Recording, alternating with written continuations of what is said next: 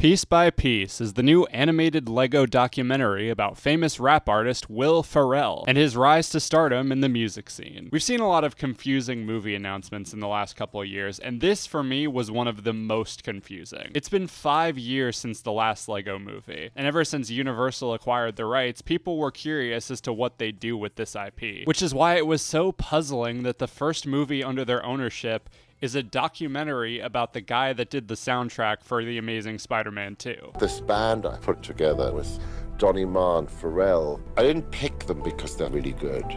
I picked them because they're famous. I mean, nothing against Pharrell Williams. He's made some songs that I like, and overall, he seems like a cool guy. I just don't know if his story is interesting enough to warrant a whole-ass movie. And to be fair, it seems like he acknowledged this too. Apparently, the studio pushed for this movie, and the only reason he agreed to do it is because they let him make it whatever he wanted. So he brought in Morgan Neville, the guy that directed Won't You Be My Neighbor, which is really good, by the way, and he insisted that it be made out of Lego. So okay, it seems like this was made with a creative mindset, but still, on paper, it feels like a very cynical concept. Regardless, I went to go see it, and I was honestly kind of taken aback by how charming the movie is. Don't get me wrong, I'm still gonna be an asshole and say the movie is not perfect, and the phrase Pharrell Williams Lego movie still feels very cynical in nature. But where this movie shines, and where I feel it justifies its existence, is in its execution.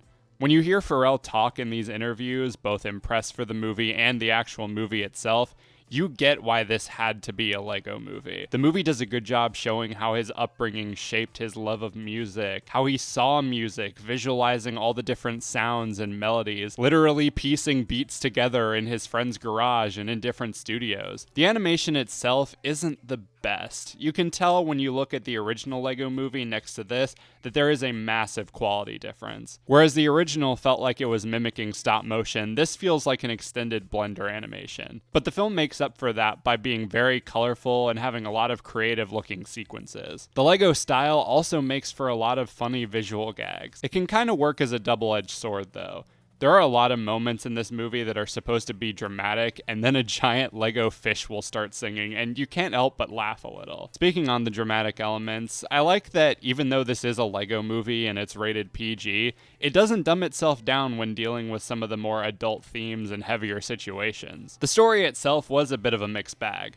Obviously, a lot of it was exaggerated, and I can't speak on how accurate it all is, but it was interesting. It was cool seeing all the collaborations Pharrell was a part of, and hearing all the artist testimonies was pretty cool. The movie dedicates a lot of time to Pharrell's childhood growing up in Virginia Beach, and the way they show the environment and community as just being so full of life and energy was really cool. The movie kind of has some pacing issues toward the second half. They do the whole rise, fall, redemption thing, and there are parts that feel kind of rushed, while others feel a bit too drawn out. I don't know, I kind of wish they found a better balance with some of these scenes, knowing what to explore deeper and what to cut. Overall, the fact that a Pharrell Williams Lego movie exists still kind of hurts a piece of my soul, but I can't deny that it was a fun, interesting, heartfelt documentary. While it has its weaknesses, its strengths outweigh it by a mile, and if you're at all interested, I'd say check it out after you see Wild Robot and Transformers 1. Then go see this. I'd give it a 3.5 out of 5.